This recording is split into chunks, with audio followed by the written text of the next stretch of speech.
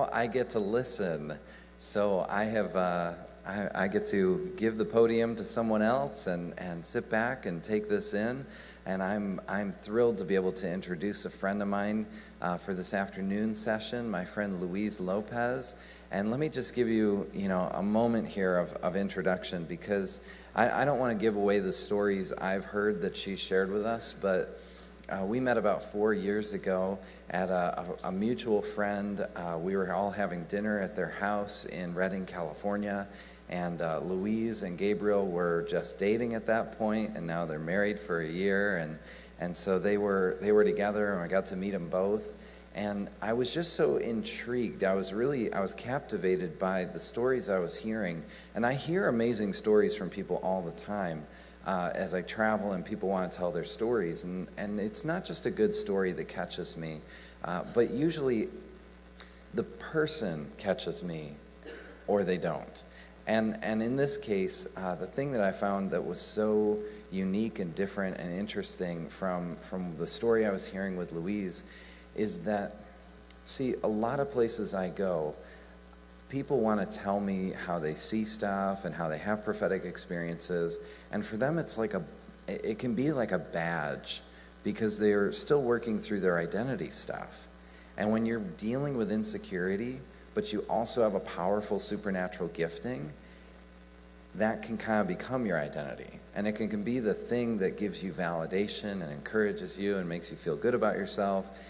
And yet that's not where our identity is actually supposed to be based, and it's not a secure place to live.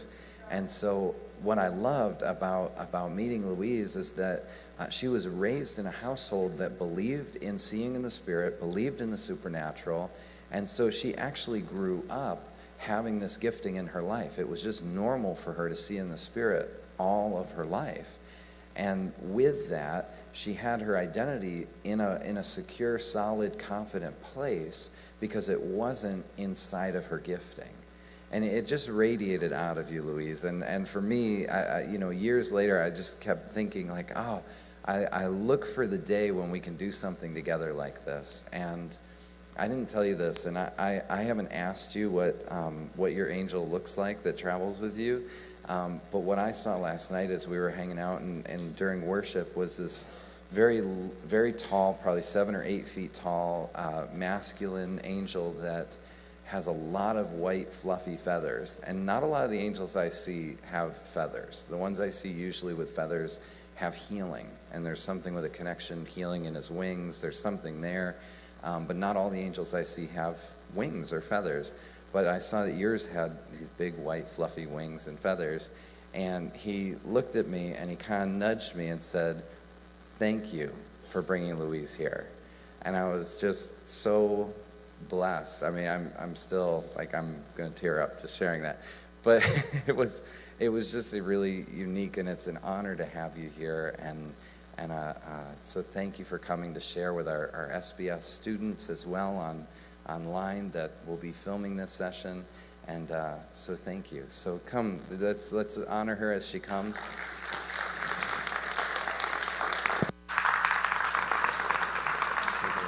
Thank you. Well, hey everybody. I am really excited to be here. This is actually the first conference that I've ever done. So I'm really excited that I get to be with you guys, and you guys get to kind of see me as this is my first time. So I'm just really excited. I've been waiting for God to kind of release me and just kind of be like, okay, start speaking, because I love my journey, and I love everything that God has done for me, and I want my journey to be everybody's journey. Like, I want what God did with me just to, if it happens for everyone in the church. So, and that's really cool what you said about my angel, because I have an angel, and when he first started talking to me, he's like, "Oh, I'm a healing angel." And I was like, I didn't realize I had a healing ministry. And he goes, "You don't have a healing ministry for bodies, you have a healing ministry for eyes." He's like, you're called to heal the church's eyes of the angelic. And I was like, I'll take that. I love that. I'll walk with that. And so that's kind of been where I've been wanting to go. And I really just want to heal the church's eyes. I want to bring the church back to a place where it was when it was in the Bible and the early Christians and stuff. So before I get started, I just want to tell you guys a little bit about myself. My name is Louise Lopez. Even though everyone's like, your last name is Lopez, but you're so white. And I'm like, well, yeah, like my husband is half Spanish and half Mexican. I think people are like, you're not what I was expecting when they said Louise Lopez was going to show up. So I'm actually originally from Wales, which also people get shocked about because they say I don't sound British at all. And I lost my British accent. I moved out to the States in 2008 to attend Bethel's School of Supernatural Ministry in Redding, California. And I moved out, and I had such a strong accent that nobody could understand me. People would be like, what? What? What? And then after the third what, I was like, do I sound like I'm speaking a foreign language? Like, what is going on? And it got to the point where my roommate, she would have to translate for me because nobody can understand me. So I was like, okay, I'm gonna put on an American accent, and now I can't get my Welsh accent back. So I'm like, okay, I guess I'm stuck with this now. So, but it's not too bad. At least everybody can understand it, so that's a good thing. So I'm a graduate of Bethel School of Supernatural Ministry in Redding, California. An amazing church, an amazing ministry, completely changed my life. It's where I met my husband, so that was pretty good. Gabriel, who's sitting right there. Bethel, great place, learned so much. We're still living there. We still live in Redding. We love it. We kind of want to stay there for a little while. I'm not really sure where God's going to take us, but it's such a great place to be. So if God's not called us to be anywhere else, why would we move, kind of a thing? Let's stay here until God kind of shakes us and be like, okay, time to move now. I grew up in a Christian household. My parents were pastors of my church. They actually planted the church about a year before I was born because all these drug addicts started becoming saved. But none of the churches in my town wanted them. So my parents were like, okay, let's start a church because we want them. So basically the first 30 members of my parents' church were just drug addicts, alcoholics, just the people that no other churches basically wanted. So I grew up in a Christian household, grew up in a great church, love my church, miss my church so much. And my church, I think, is so much a part of who I am that I am today. Like Jonathan said, I've always been a seer. I don't remember not seeing. I've seen since I was a kid. I have one angel who I don't remember when I started encountering him. He has just always been there, always been around. So that's kind of just been my life, just kind of seeing and just encountering. And I just had great parents who just encouraged it and told me I was normal and told me that they were like, that's great, people have angelic encounters in the Bible, so why can't you? So they really just encouraged that.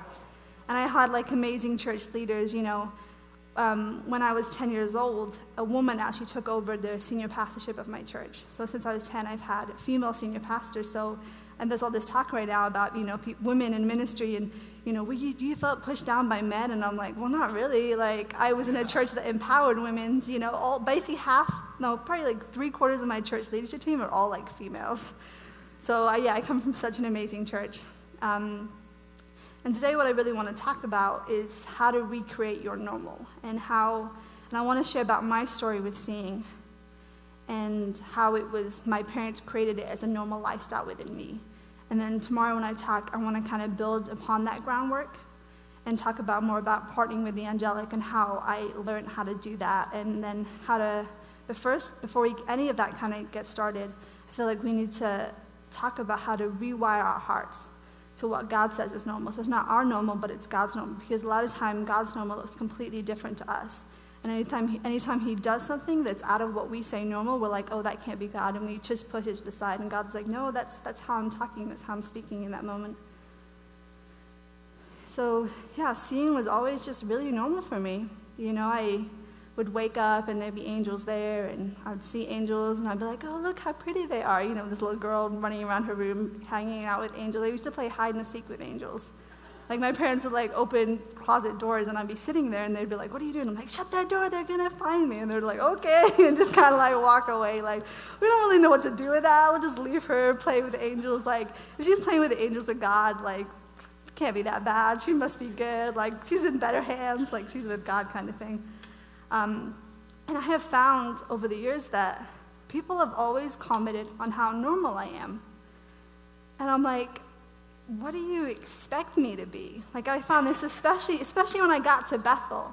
People would come up to me all the time and they'd be like, you're so normal. And I was like, yeah, like not really knowing how to respond to that. And they would be like, well, I guess I kind of expected you just to be home, like levitating on your bedroom or something and just like spending all day sitting with the angels. And I was like, no, I'm pretty normal, I guess. I mean, this is my normal, like this is how I do life. Like someone actually asked, when I did Bethel in my first year, someone actually asked my roommate, they said, what's it like sharing a room with Louise? And she was like, what do you mean? He was like, well, she just sit on her bed. Are there constantly angels just coming back and forth? And she was like, oh, yeah, part of the time, but she likes watching like Friends, and she likes eating Indian curry, and she likes doing all that kind of stuff, just being normal. But then I had people telling me too, they're like, wow, you make me want to see angels. Because people would talk about how they had seen people in the past and how they were like, I met a seer, and they were kind of weird. Like, they kind of were out there and talking about some stuff that I was like, okay, yeah, what does that even mean? And they would say, like, you will make me want to be a seer. And the first few times I was like, okay, that's kind of weird that people keep saying this to me. But after a while I was like, yes, I'm recreating people's normals of what seeing can be like and what it can be like to be a seer. I'm showing them that you can be completely normal, and you can actually live in both worlds. You can be a seer and you can have encounters, but you can also have relationships with people and have friends and do all that kind of stuff. And I actually learned at a young age how to talk to people and also how to talk to angels in my head at the same time. I'm not completely sure how I do it. I've been trying to figure it out for a while because people keep asking me. I'm like, I don't know. Like, I can just be talking to someone at the same time, have an angel talking to me, and be able to talk to them at the same time. So I'm not quite sure how I do it. When I do, I will let people know because I think it would be a great thing for people to know. But I just learned how to have them both in my life equally, because I think, God talks so much in the Bible about how he's given us life and he's given us all that kind of stuff. And I was like, I don't want to, for me, I think, because it was so normal growing up, I just learned how to put it in my life and how to incorporate them both so that I can be a seer who loves life and has friends and just all that kind of stuff. And my desire really is to enable the church to realize how normal seeing can be and how it can just be a part of your everyday life. And how you can just wake up and just feel God in the room, and how you can wake up and just be able to talk to God. Like, it can be completely the same with the angelic. You can just wake up and you can see them there. I'll wake up in the morning most times, and when my angels, they went through a season, I'd wake up and one of them would always be this close to my face, and he'd be like, good morning, and I'd be like, oh, I don't want to get up right now, and he's like, no, come on, get up, and sometimes they would literally be my alarm clock, because I would wake up and the angel would be so close, he's like, no, come on, let's get up, let's go do stuff, and I'd be like, no, go away, get away, leave me alone, kind of thing, because I was like, I want to sleep more. So, yeah, I just want it to be normal. I just want the church to realize that. I really want to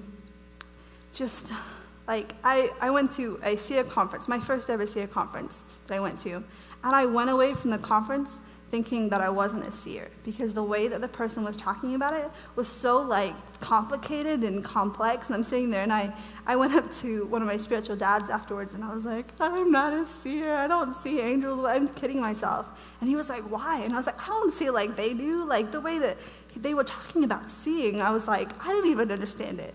And I was a seer. And my spiritual dad looks at me and he goes, good, I'm glad that you don't see like they do.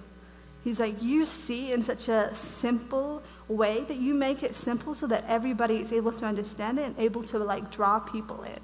And just be able to pull people into a place where they're like, oh, yeah, I think I could handle that. I think I could do that. But when some people talk about seeing, they make it so complicated that most people leave the conference going, okay, that is great for you, and I love hearing about that, but I don't really want that in my life. I'm good with where I am right now, and that just seems way too complicated for me. I believe that every person is born being able to see. I believe that you're born being able to hear the voice of God, so why aren't you born to be able to see and be able to encounter?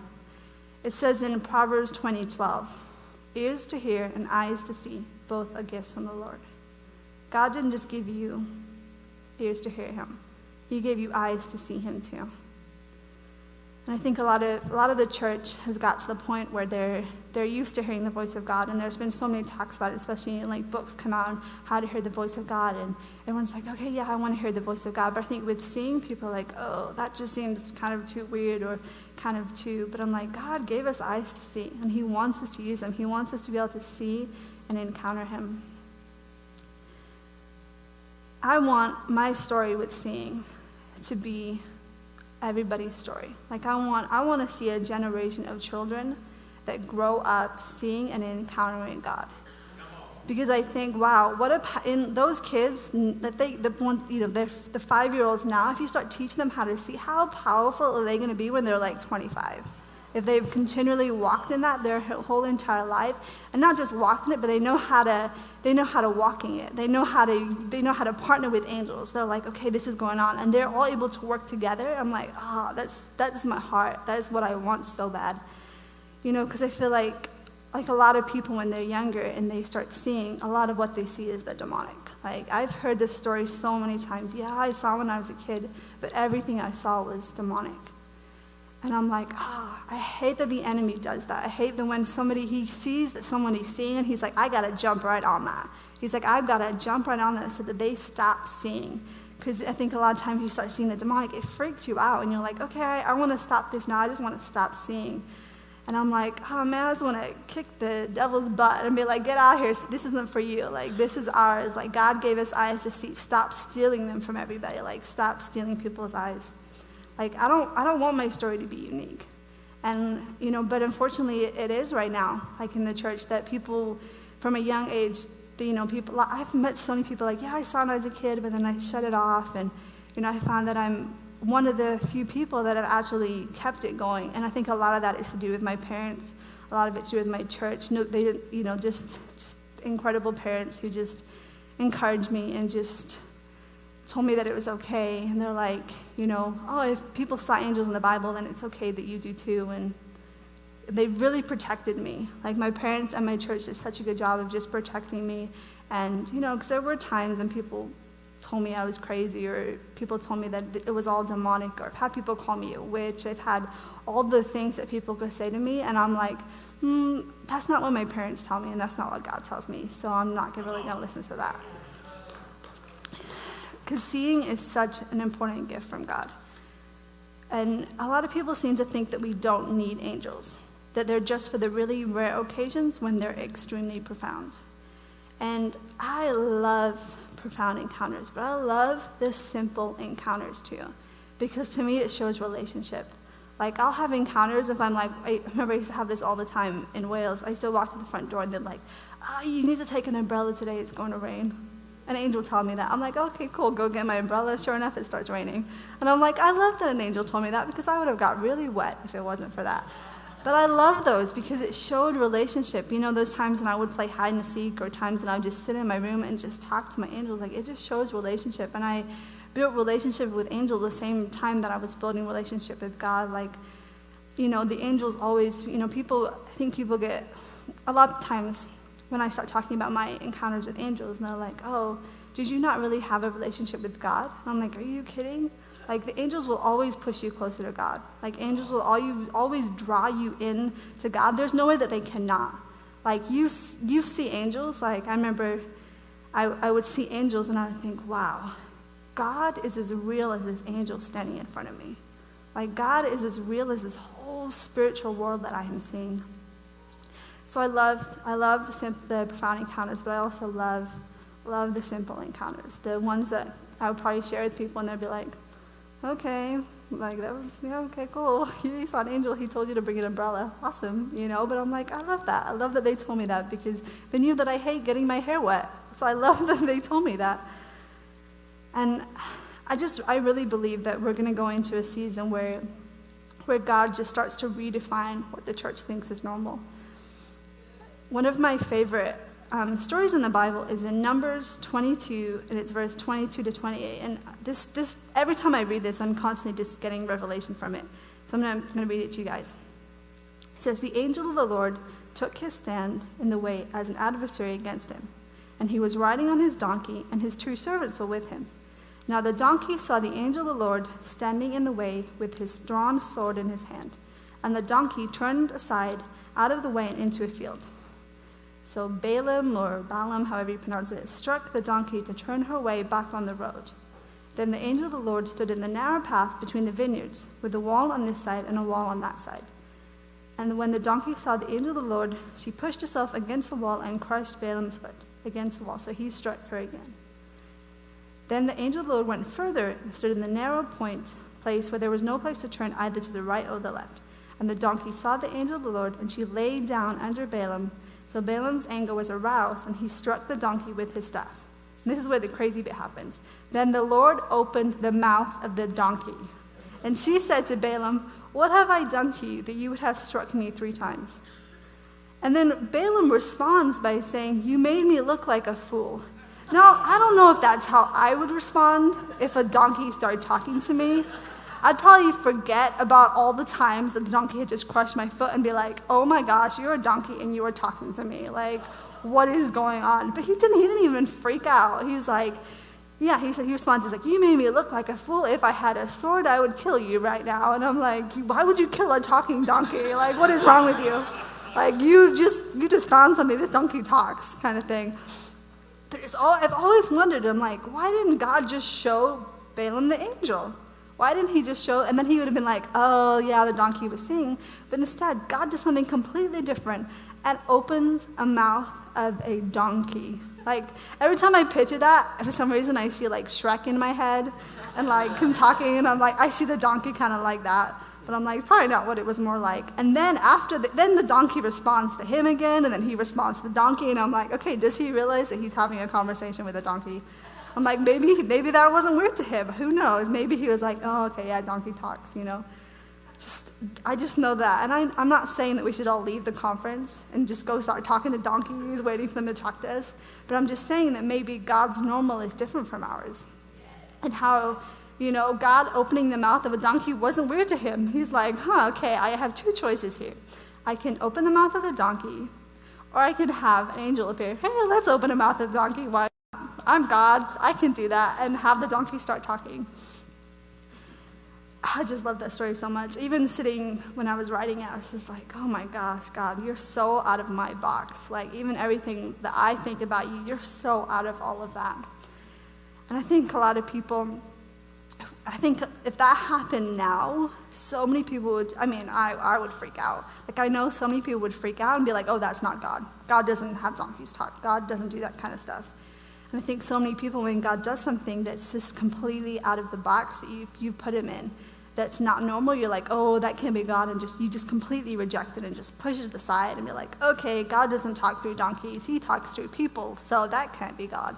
But yet, here in the Bible, God had a donkey talk to him. God's normal is completely different from our normal. Completely, completely different.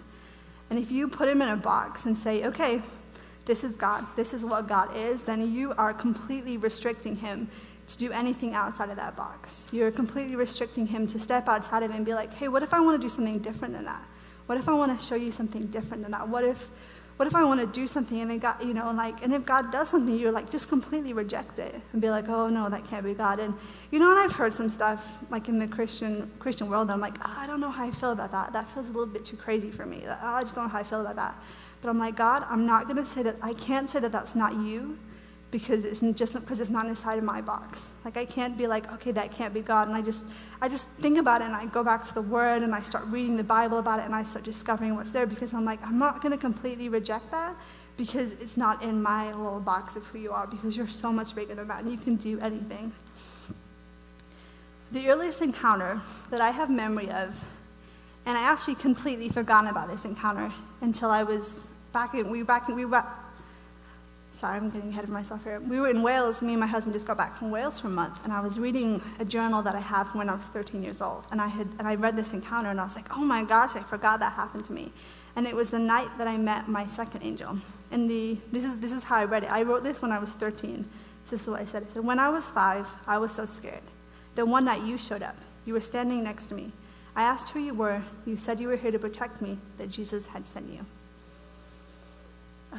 I just love that. I love that I have memory of at least when I met one of my angels, and then from that night, I've had that angel with me constantly, and he's the one that's always like, anytime that I get like scared or get fearful, he just comes and he just wraps his wings around me, and I can just feel them wrapping me, and I'm like, oh, I am so safe right now.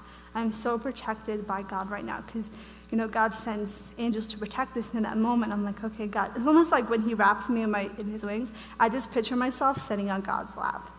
And I'm like, oh, I'm sitting on God's lap now. There's nothing that can get me. There's nothing that can hurt me. I'm so protected by God right now.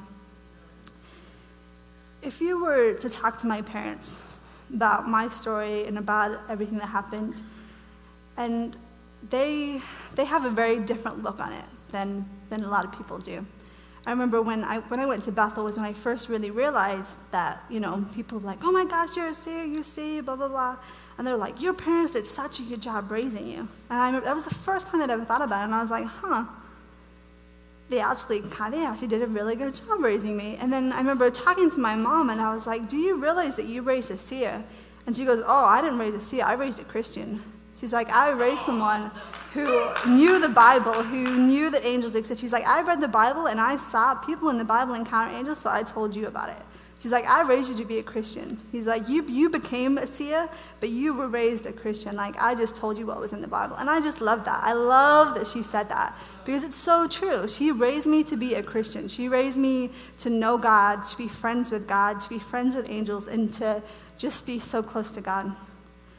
I'm actually writing a book right now called Raising Seers, and it's going to be a lot about my story, what my parents did with me, because I think a lot of people, they're like, I want to raise my kid to see. Like, I want to raise my child so they can see and encounter, but they're like, how do you even do that? Like, how do you even go about that? So I'm actually writing a book because so much of my heart is I want to encourage parents to encourage their children to see. Because I really do, so much of my heart is to see a generation of children just rise up, walking and seeing, walking and just hearing God's voice, walking in everything that they're supposed to walk in because they're a Christian. Like, not missing out on parts because their parents didn't know anything about it. So I'm really excited about that. I'm really hoping to have it out at the end of the year, so see what happens with that. I really just want to establish in children a normal of knowing God and God knowing him. Because the angelic is all about drawing you closer to God. I want children to believe in a limitless God. I want children to grow up thinking that there's nothing that their God can't do. And I think so much of the church, they think of things, they're like, oh, I don't know. I've actually heard people say that, I think that might be too big for God. And I'm like, do you realize that God made us from dust? Do you realize, have you read Genesis? He made us from dust. There's absolutely nothing that he can't do. He made the earth. But for some reason, some Christians seem to forget how big God is and that he actually can do anything, that he can do anything that he wants to do.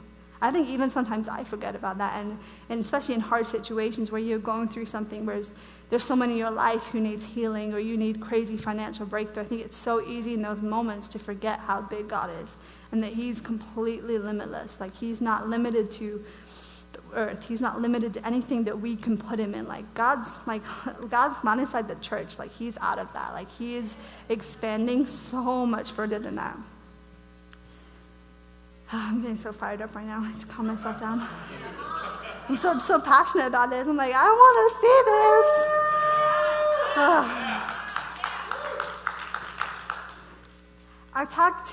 I have a lot of conversations with people about the angelic. Surprise, surprise.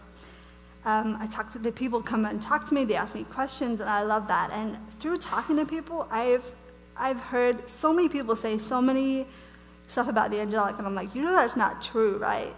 A lot of people have said to me oh, I've never seen an angel. All I ever see is orbs or flashes of light. So it doesn't really count because I'm not seeing the angel with my natural eye. And they're like, oh, I just see an angel just kind of standing there and he doesn't do anything or say anything, so it doesn't count. And I always look at them and I say, if you had an encounter where you saw Jesus and he just stood in front of you and he didn't say a word, I'm like, would you count that as an encounter?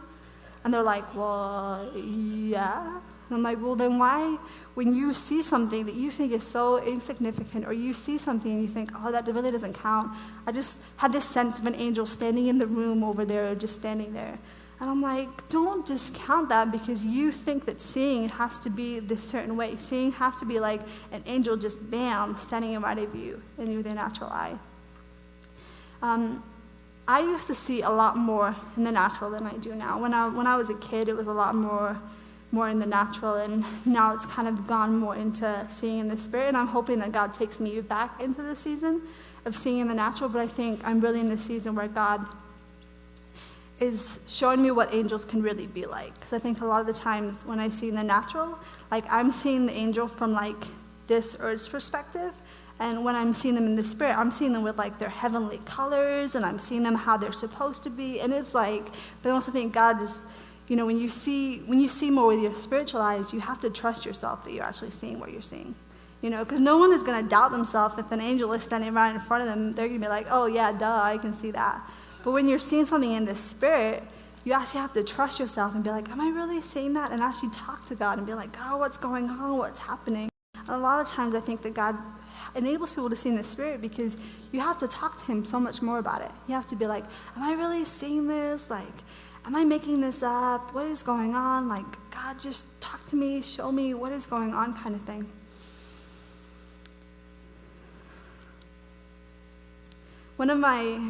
I talked a little bit earlier about angels just standing there. How a lot of people don't count them. Some of my favorite encounters were when angels just stood there. I was bullied when I was in school, and one day, me and my best friend, we went to the park. So we're in the park, and we see the bullies coming along, and I was like, oh, great. So we both got up, and we just left the park. I was like, I don't want to deal with this. I don't want to have this conversation. But they actually followed us home. And in the alleyway by my house, one of the girls came up to me, and she just starts, like, yelling at me, like, threatening to punch me, calling me names. And in that moment, I see this angel appear right behind one of the girls. And he just stands and he just tilts his head, and he smiles at me. And I was in that minute, I knew, I was like, oh, God's got me. I've got nothing to be afraid of. Like, these girls can punch me, they can do whatever they like, but God has got me right now, and I am so safe in his arms. And from that day, I've always known, anytime I'm in a situation where I'm fearful, anytime I'm in a situation where I'm like, I feel anxiety build up or stress build up, I always know, I always look, I'm like, where's an angel right now? And I'll just look, and an angel will just be looking at me, smiling, and I'm like, yeah, I'm safe right now. Like, I'm so safe right now. God has got me, and he's protecting me, and I am so safe right now. And I always tell people, like, wouldn't you love that for your kids? Like, anytime your kids or your grandkids, like, anytime they're afraid or nervous or anxious, they see an angel show up, and in that second, they're like, oh, I'm good. No matter what happens, I'm good right now because I know that God is here. And when God is with you, who can be against you? Growing up for me, it was everything that I talked about was so normal. I didn't learn in the Bible that angels protect you. Like, I actually experienced it like first and then read about it in the Bible, and I was like, oh, I've experienced that. Like, I've had angels come and protect me. One of my favorite stories in the Bible, and I remember reading this one a lot when I was a kid about angels protecting you, and I was like, okay. I'm like, if angels can do this, then he can come protect me when I'm being bullied. Like, there's nothing that they can't do. The story is in Daniel 6, 20 to 23. And it says, when he came near the den, he called to Daniel in an anguished voice, Daniel, servant of the living God, has your God, who you serve continually, been able to rescue you from the lions? Daniel answered, may the king live forever. My God sent his angel, and he shut the mouths of the lion. They have not hurt me, because I was found innocent in his eyes. Nor have I done any wrong before you, your majesty. The king was overjoyed and gave orders to lift Daniel out of the den. And when Daniel was lifted from the den, no wound was found in him, because he had trusted in his God. If you trust in God, he will always protect you. And that's something that I have found and discovered. And when I was a kid, I would always go back, and because your parents, Daniel in the Bible is one of the stories your parents tell you. Like, first off, it's always one of the ones that you get taught in Sunday school, and your parents teach you. And I'm like, okay, God sent an angel to protect Daniel. And that was in the old covenant, and I'm in the new covenant, so God is going to even more send angels to protect me. Because we are now God's children. So he's going to come and he's going to protect me. When I was 10 years old, we moved to Bulgaria for a year. And when we first got there, I was just like, I was 10 years old. I was wandering around our neighborhood, like just kind of like, oh, this new country, want to discover things. And then I wandered too far and then realized nobody here speaks English, and I am completely lost, and I am only 10 years old. I was like, oh, what am I going to do? And I'm standing there, and I'm like, okay, Jesus, I'm lost. I just started telling him, like, God, I'm lost. The second I started praying it, this man comes running up to me, and he looked like a homeless person, but he spoke the most beautiful, perfect English. And in that instant, I was like, oh, he's an angel. And he looked at me, he's like, follow me. And I just started following him, and he led me right back to my home. Like, took me straight back. And before I could even turn around and say thank you, he just, like, disappeared. And I was like, thank you, Jesus, and just, like, kept going with my day. And then afterwards, I was like, wait, what happened to me earlier? Like, I was lost, and God sent an angel to lead me home. I was like, oh, thank you, God. Thank you for loving me so much. Then in a moment where I was scared and fearful and in a country where nobody spoke English, like, you know, everyone's around, and I was like, thank you for that moment, just protecting me and loving me so much that you would send an angel just for me, just to give me the way home.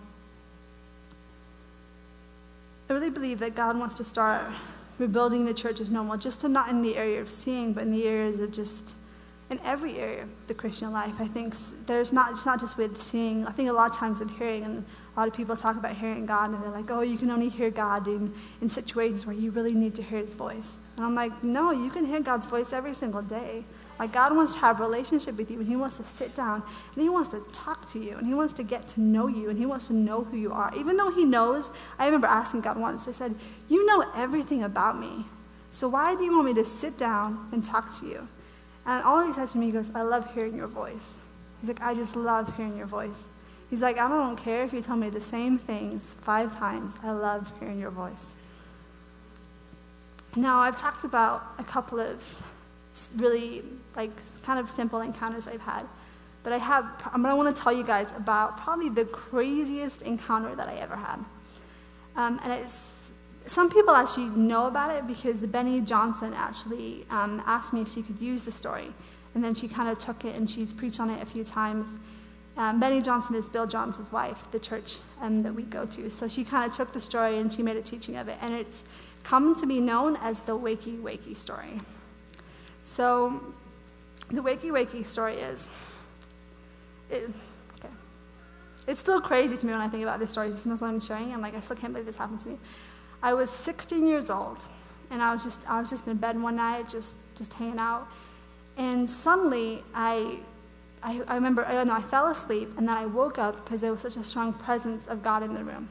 And I wake up, and there is a glory cloud in my room. And I'm laying in bed, and I'm like, oh my goodness, what is going on? God is here. Like, there was just this sense of God is in my bedroom right now. So I was like, okay, God, I know you're here. I'm here when you're ready. Like, speak to me. So I was just laying there, and I just waited on God. And then he said to me, he said, I want you to go to Moriah Chapel and say, wakey, wakey. And for those of you, Moriah Chapel is, in 1904 in Wales, there was this crazy revival, like crazy revival. And like 100,000 people got saved. Bars closed down, jails got closed. It was such a crazy time, like such a crazy revival. And Moriah Chapel is where it started, where actually when it broke out, it was in the schoolroom attached to the church. And there was just like this group of young people just hanging out, and and Evan Roberts, who's the guy who's kind of known for the revival, he was there hanging out with these young people, and just crazy revival just sparked and just broke out. So God wanted me to go to that chapel, and he wanted me to say, wakey, wakey. And I was like, you want me to do what? At where? Like, it sounded so bizarre to me. I was like, wakey, wakey, what is that? What? I didn't realize God used words like that. That sounds so weird. So I'm laying there, and I'm like, no, thank you. I was like, no, I'm good. Like, that sounds, I was 16 years old. I was like, why don't you find an adult and ask them to do it kind of thing. I'm not doing that. So I kind of like turned over to kind of go back to sleep. And now I think about it, I'm like, I was going to go to sleep with a glory cloud in my room. What is wrong with me? I should have been like, oh my gosh, this is crazy. But then God spoke to me again. And he said, Louise, I want you to go to Moriah Chapel and say, wakey, wakey. And I was like, and I had this feeling just come over my body, like, if I don't do this, I'm going to think about this for the rest of my life. I'm always going to wonder, I wonder what would have happened if I had done that or said that. Or worse, like 2 weeks later, someone else will be like, oh, so God told me to do wakey, wakey, and this all happened. And I'll be like, are you kidding me? Like, I was supposed to do that, and I didn't, and then you did it, and all this has happened. Like, what? I would have been so mad at myself. So at the time, I was actually going to college, and it was like a couple-minute walk away from the chapel. So one day, kind of like just walk on over, and I'm like, I can't believe I'm about to do this. What is wrong with me? I am completely nuts. Did I even hear God? Why would God tell you to say wakey, wakey? Like, what does that even mean? What is going on? So I get to the chapel, and first of all, there's all these people outside. And I'm like, why are there people here? And I'm like, why, God, why? Why are you doing this to me? Like, why couldn't you make it just simple and easy? And God was like, go say wakey, wakey, like kind of like pushing me along. So I stand there, and I'm like looking at the chapel, and I'm like, just looking around, people think I'm just kind of admiring it. So I go to say wakey, wakey, but I am so embarrassed at this point. There's people here. I'm like, oh my gosh, I was only 16 years old. So this for me was like, that age, everything is embarrassing. You're that age. Anything that happens in your life, you're like, oh my gosh, that was so embarrassing. That's what you go through when you're that age. So I stood there, and I said it, but I coughed at the same time. So I was like, wakey, wakey. And I looked around, looking at the people like, who just said that kind of thing, because I was so embarrassed. But then God spoke to me, and he just I was standing there, and God said to me, it was like quiet for a second. He goes, is that how much you want revival in Wales again? And I was like, right into my heart. And I was like, why do you ask me that one question? Because revival in Wales is something that I want so bad. Like, I read the stories about the Welsh revival, and it was only like over 100 years ago. Like, that is so not that long ago. And this just crazy. Like, you can actually, I went to Moriah Chapel once, and I actually met someone who knew Evan Roberts. And that just reminded me, wow, this revival really wasn't that long ago. So God was like, is that how much you want revival in Wales again? And I stood there, and I was like silent, and I was like, can't believe you just asked me that question? Can't believe you just did that. And he was like, is that how much you want revival in Wales again? And I said, no. I said, I want it more than that. He said, well, then you're going to have to say it louder.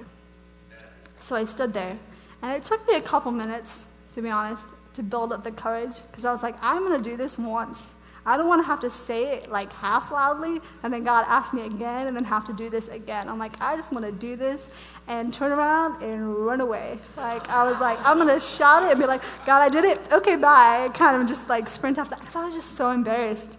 And I learned so much that day apart from what happened, just about trusting in God and all that kind of stuff.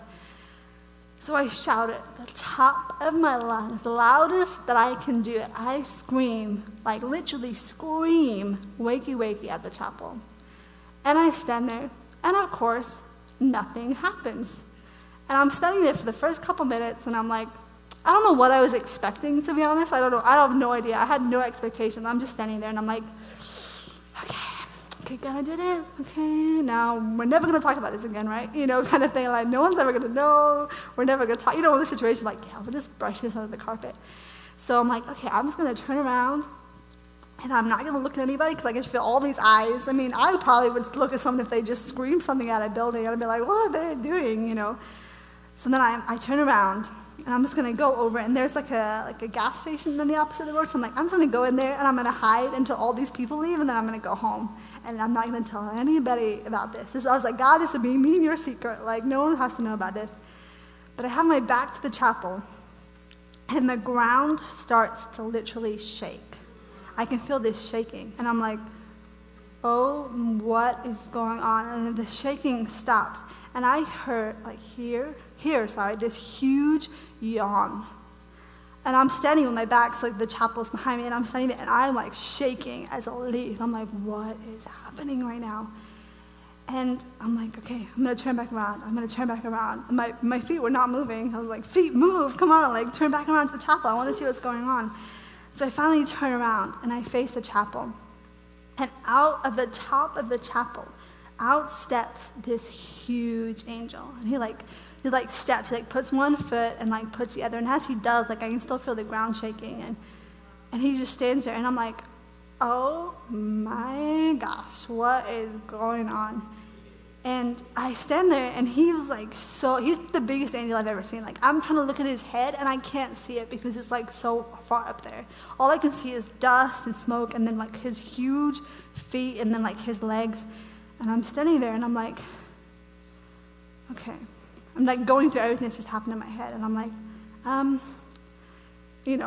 excuse me, Mr. Angel. No, I didn't do it like that. I should have done that. I was like, who are you, kind of thing. And he starts talking to me with this booming voice, and he goes, oh, I'm the angel of the 1904 revival, and you've just woken me up.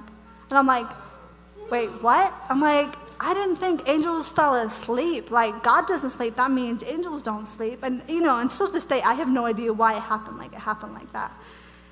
And he's like, yeah, I fell asleep because people stopped calling out for revival in Wales. And I'm like, at this point, I'm like, wait, what? What is going on? I was so confused. I was just all these mindsets are just getting broken off me. And I was like, what is going on right now? And I'm like, are you here to bring the new Welsh revival? And he laughs at me. And he goes, oh, no.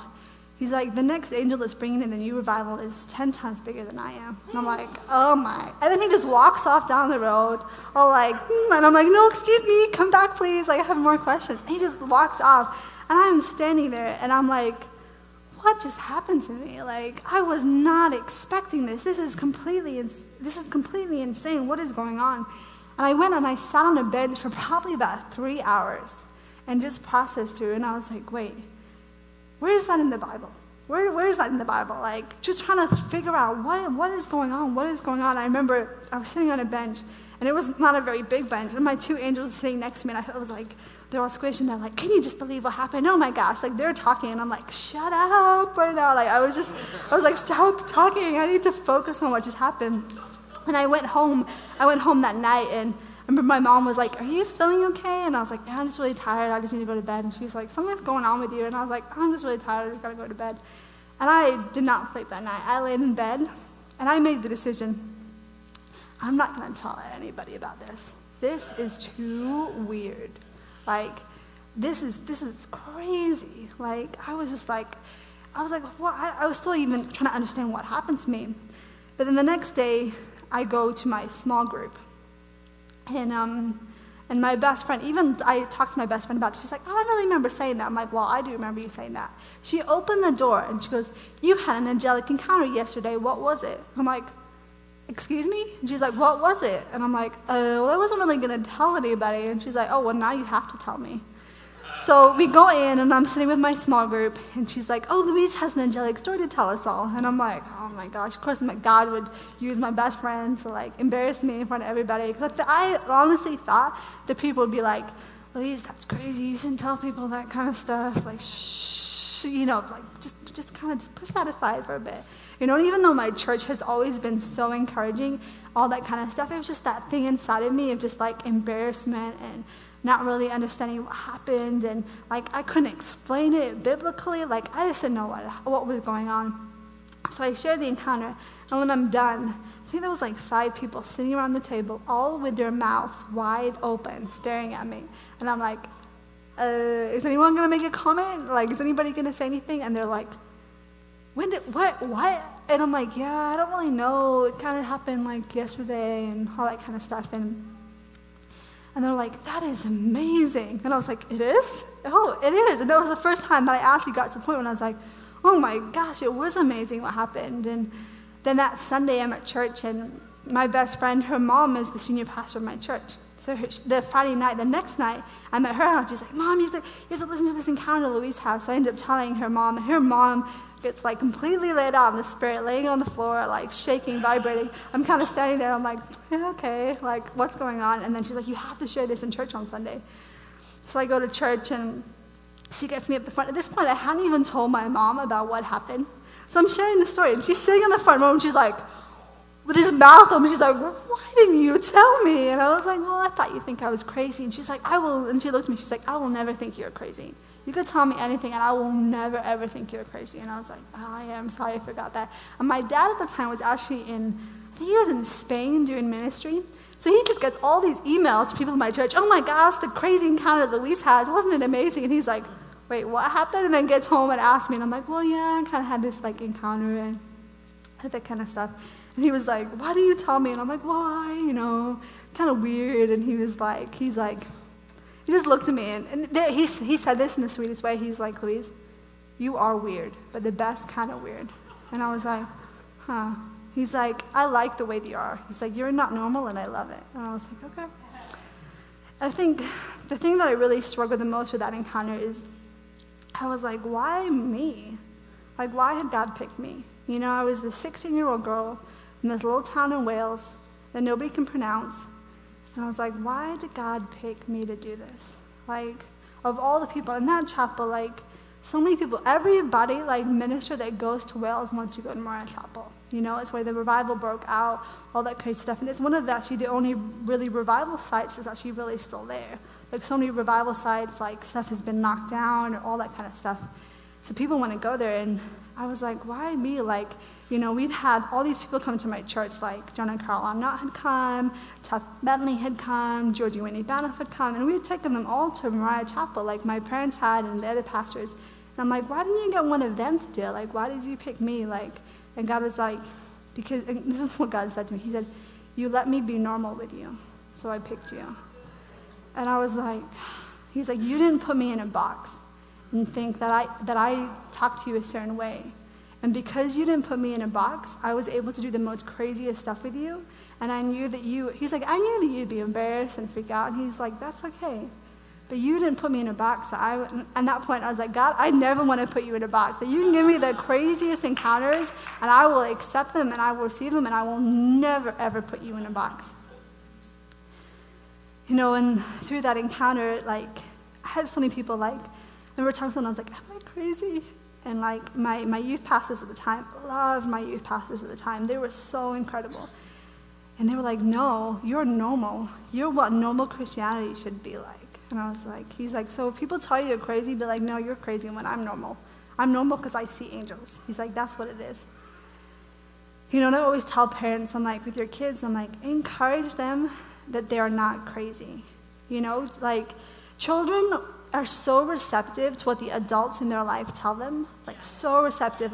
They learn their habits, they learn everything from their parents. So if their parents, the child goes up and says, oh, I saw an angel floating around, she had pink wings, and she was blowing bubbles, and the parent's like, that was weird, you shouldn't be doing that. The child's going to go, oh, yeah, oh, maybe I shouldn't, oh, yeah, oh, and they're going to step away from that. And I have found that so many times of people talking to me, and they're like, oh, I saw as a kid, and then my parent told me that it was weird, so I stopped.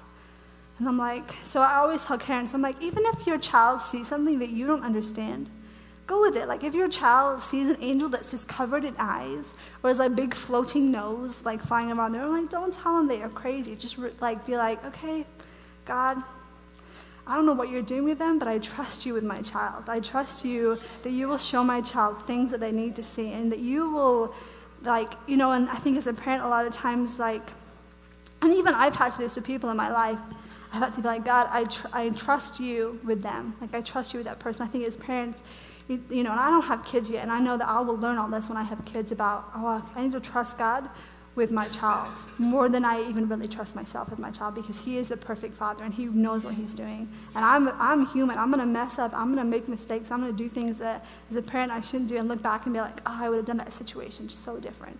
But know that God is a perfect father.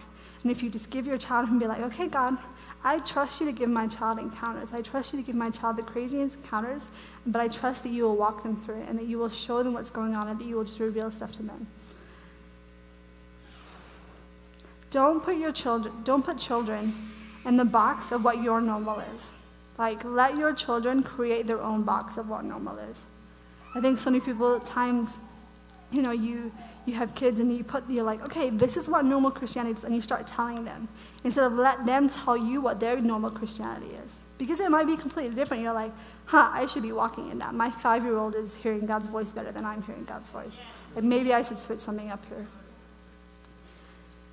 And I was always enabled to be me, like growing up, always enabled to me. And there were times when it wasn't hard, and times when people would completely freak out at me and be like, oh, okay, that's demonic. I don't think you should be saying that, and all that kind of stuff. And people did. People would freak out on me, but I always be like, that's not that guy. I know who God says I am. I know who my parents say I am. I know who I say I am.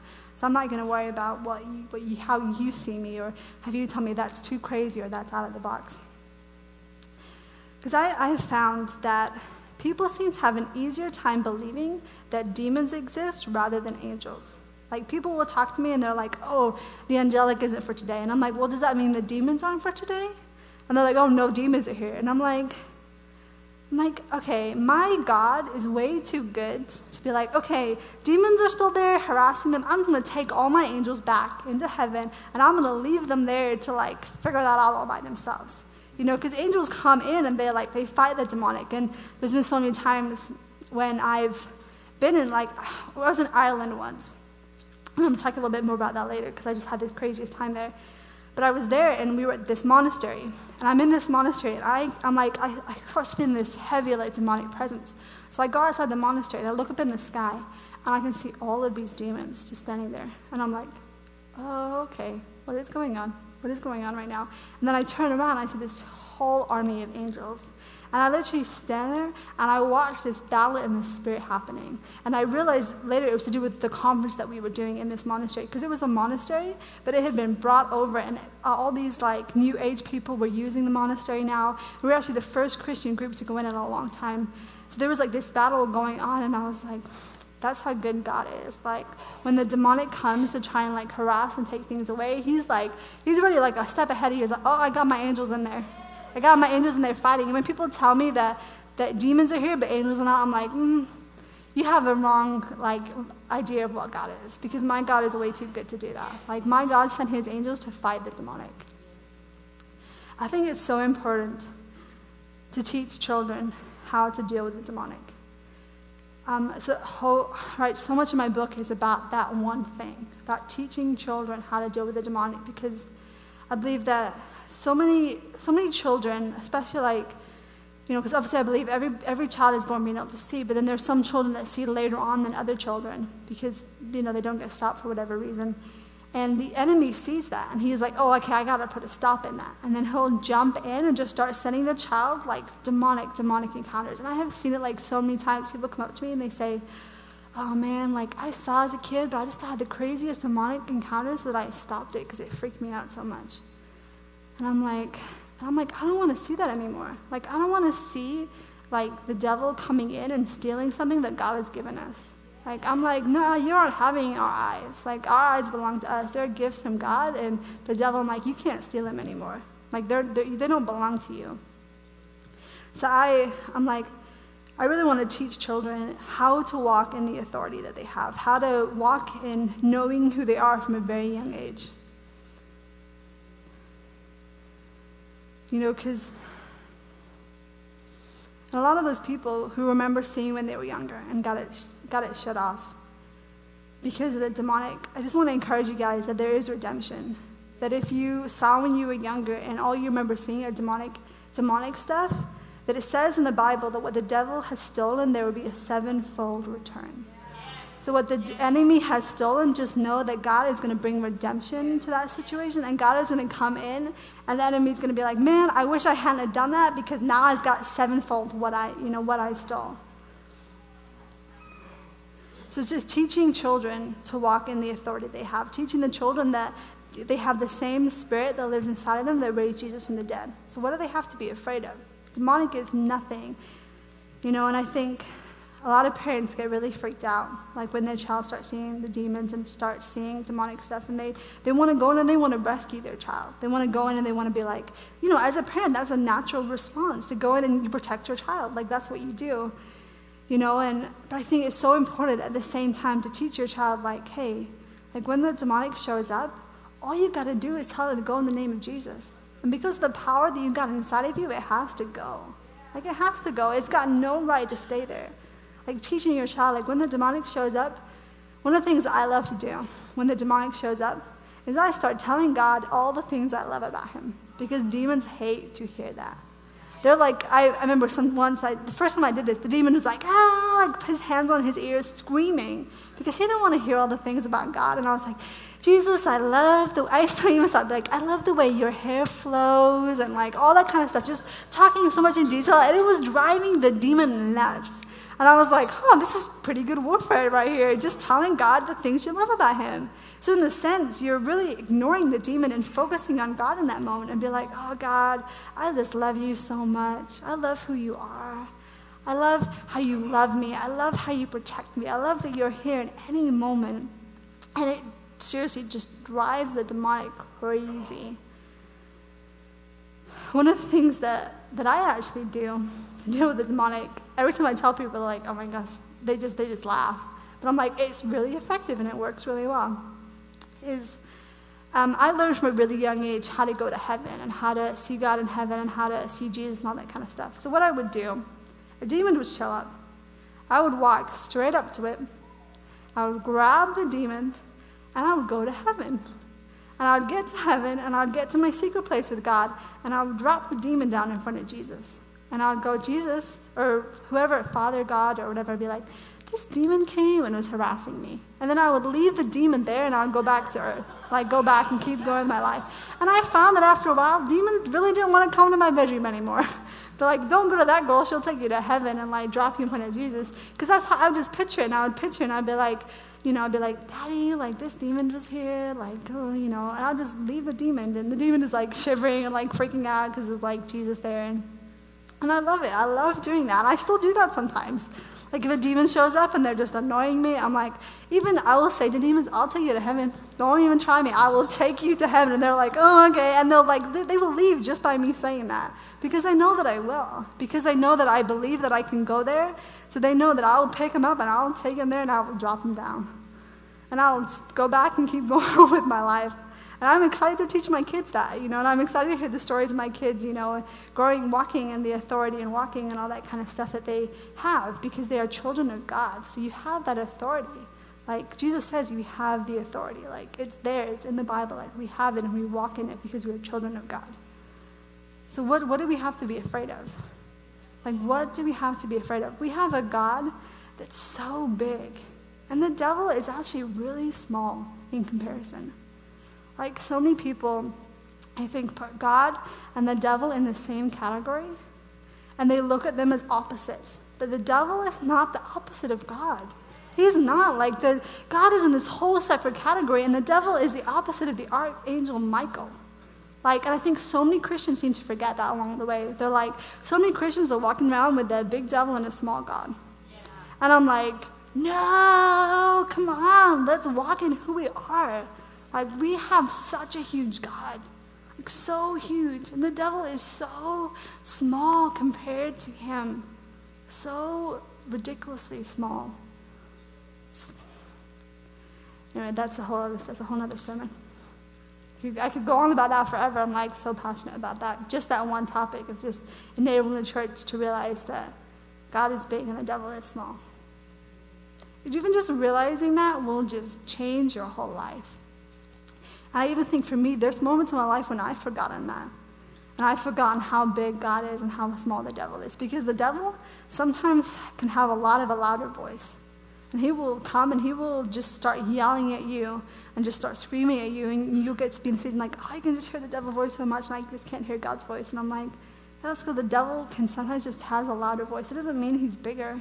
Just because he's shouting more, just because he's screaming at you more, just because you feel like he's harassing you more, doesn't mean that he's bigger than God. It just means that he's scared of you. Because he's like, man, that person, if they realize who they are and if they walk in the authority that they have, oh my gosh, that is going to be scary. That's not going to be good for me. I read this quote somewhere and I love it.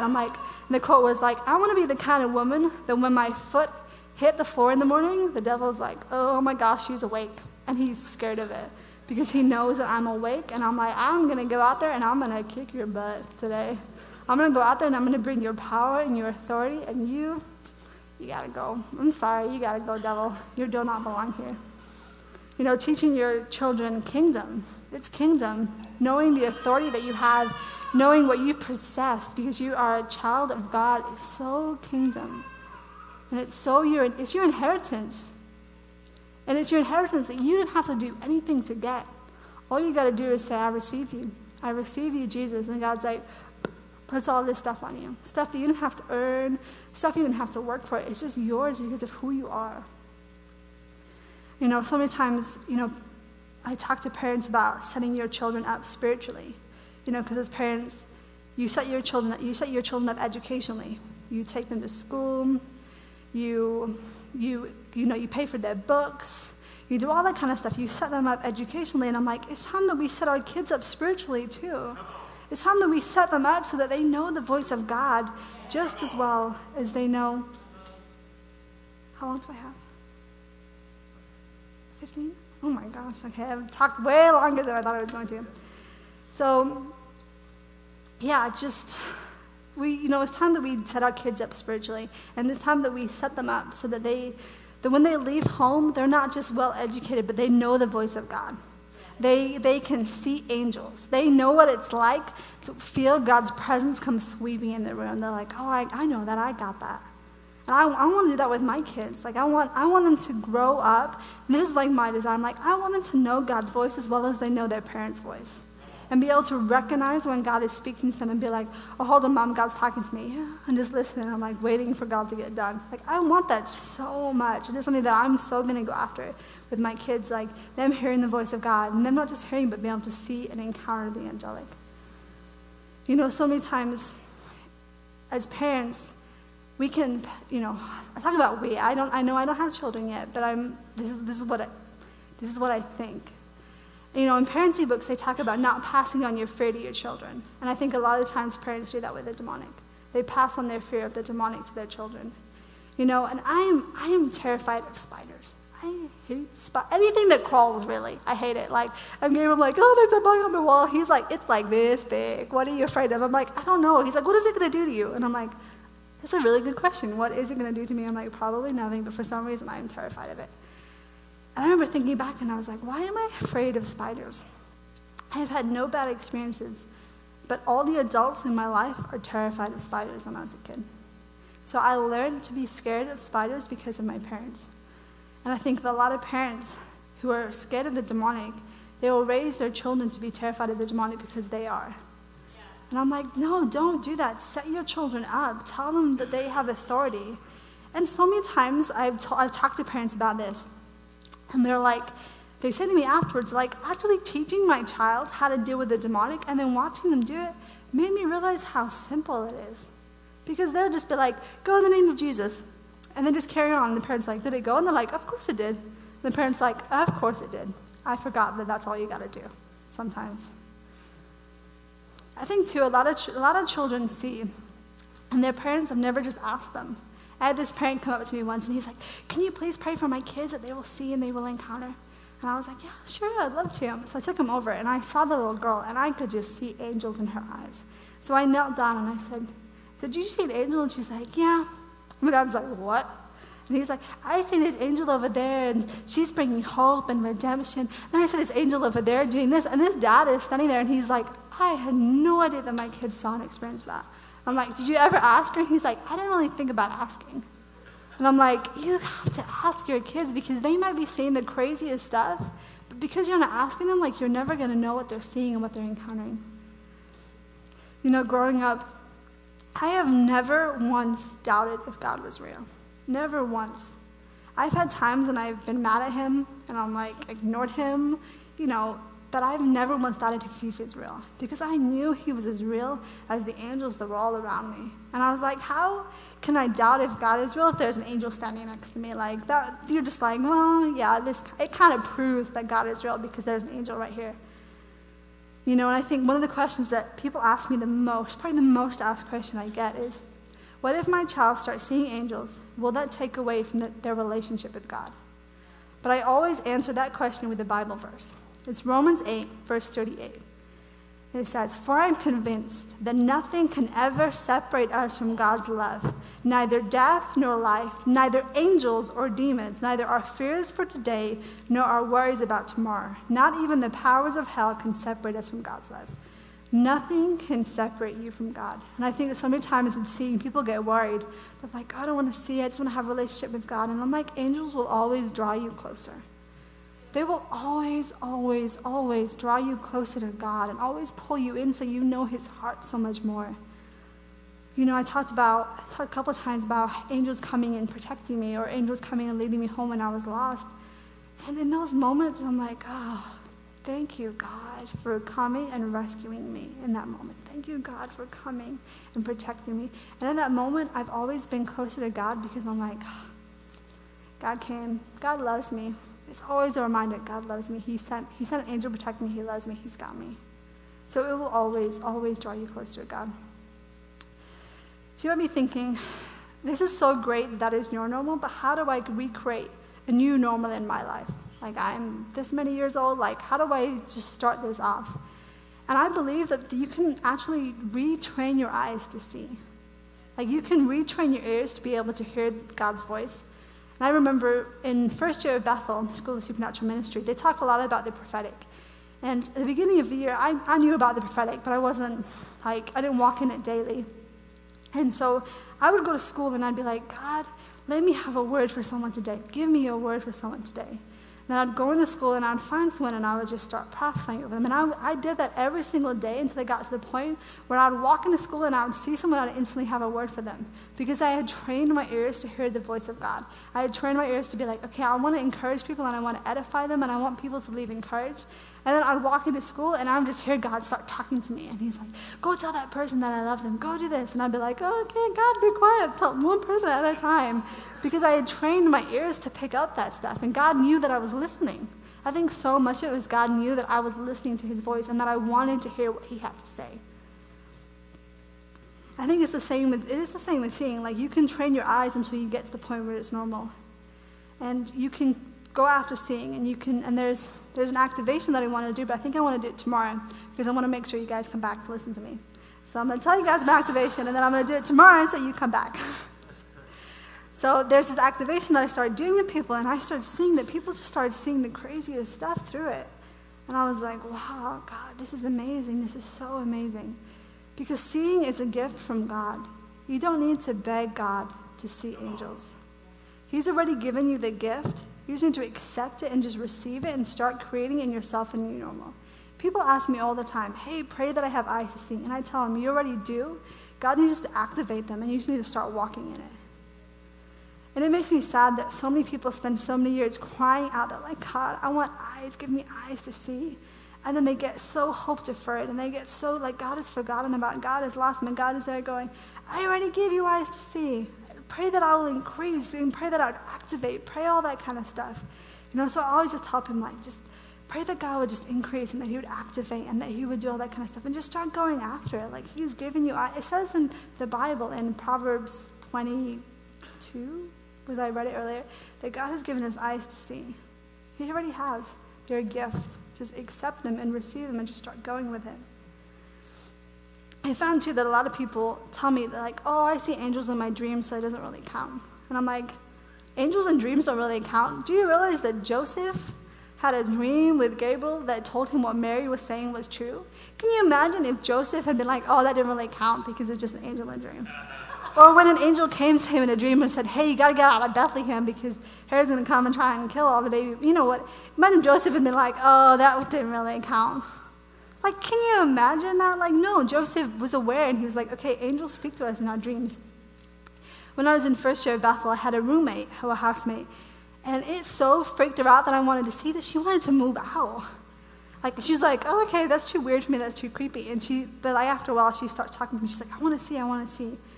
So I said, okay. I said, go after seeing in your dreams. So what she did is she started inviting the angels into her dreams every single night. And then after doing this for a while, she noticed that there was this same person in her dreams every single night. So she's telling me this. I'm like, go talk to him. So she goes up and talks to him, and she's like, hi, who are you? And he says, hi, I'm Peter, I'm your angel. And she's like, what? And she's like, I'm your angel, I've been waiting for you to talk to me. And she's like, oh, okay. And then throughout her dreams the entire year, she started encountering him in her dreams. And then at the end of the year, she saw him when she was awake. And she wasn't afraid. She wasn't terrified. She's like, oh, it's Peter. I know him. I see him in my dreams all the time. And now she still encounters him. But all because God just started showing her him in her dreams, and she started recognizing. She started praying, and she just started welcoming the angelic into her dreams. So just creating yourself a new world where you welcome Jesus and you welcome the angelic into your room, and just create the normal where you don't put God in a box. Where you say to God, God, you can do anything. You can, even if I do put you in a box without realizing it, like, just blow that box apart. Like, just get out of it and just blow my mind and just get out of that box. And I love, I love encounters that I don't understand. Because I think it shows me that God can show me anything, and I'm not going to reject it because I don't understand it. Now, I had one experience when I was 13 years old that still to this day, I'm like, what was that? I don't know. I was in my religious studies class, funnily enough, and I heard all these trumpets. And I'm like, is band practice going on?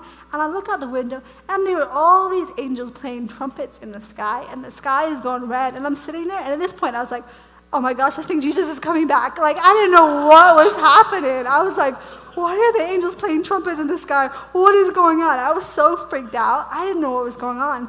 And then they stopped playing, and they disappeared. And I'm sitting there, I was like, wait, and I was trying to talk to them, I was like, what are you guys doing? What are you guys doing? And to this day, I have no idea why that happened. I have no idea. But what I do love is that I experienced it. And maybe they were just in heaven practicing. They're like, oh, let's go show Louise. Let's go freak her out. And then I'm watching them, and I'm like, oh, okay, what is going on? What is happening right now? Angels are here to stay. They are here to stay. They're not going anywhere. And God wouldn't use them if they weren't important. So we should start listening to them, because they carry, angels are messengers from the Lord, and it's time that we started paying attention to them. It was Gabriel that told Mary that she was going to have Jesus. What if she had ignored that message?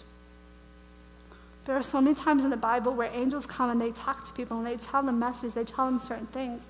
And I always think, man, how different would it be if they had ignored that message? Because they're like, oh, angels don't talk to us. That can't have happened. Angels are messages from God, and it's time that we start using them and believing them. And at the same time, too, people have said to me, oh, I don't need angels. I remember once saying to someone, wow, you must be more holy than Jesus was when he was on the earth then. And they say, well, why? And I said, it says in Matthew 4:11, and the devil left him, and behold, angels came and began ministering to him. Even Jesus, when he was on earth, had angels that came and ministered to him. And I'm like, wow, if Jesus needed angels to come minister to him, then I need them so much more. I need them to come, and I need them to be in my life, because they're messengers from God. God uses them to carry out his plans. He uses them for so many different areas, and if we ignore them, we will miss out on so much in the Christian walk. I need to wrap this up. Oh my gosh, we didn't even get to half the stuff I want to talk about. I'll talk about that tomorrow. I think a lot of the time the enemy tries to come in and he tries to create doubt in our lives that we're actually seeing what we're seeing. And this is what I want to finish with, but just telling you guys that don't let doubt come in and steal from you. Don't let doubt come in and tell you that you're not really seeing what you're seeing. That that's not really God. God wouldn't really do that. That's too weird. Don't let doubt come in and steal what God wants to show you. Just be like, okay, God, give me understanding. Show me. Give me understanding. And don't let doubt come in. And don't let the enemy steal what is rightfully yours. Be like, nope, get out of here. Just kick him in the butt. That's why I tell people, kick the devil in the butt and say, get out of here.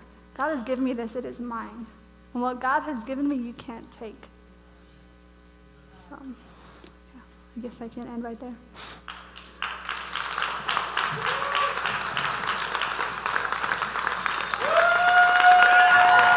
I'll have you pray on them.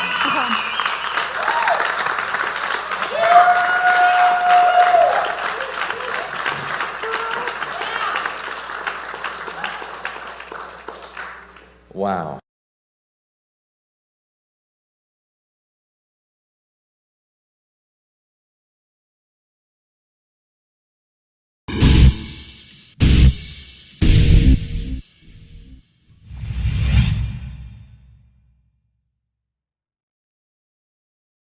Lopez.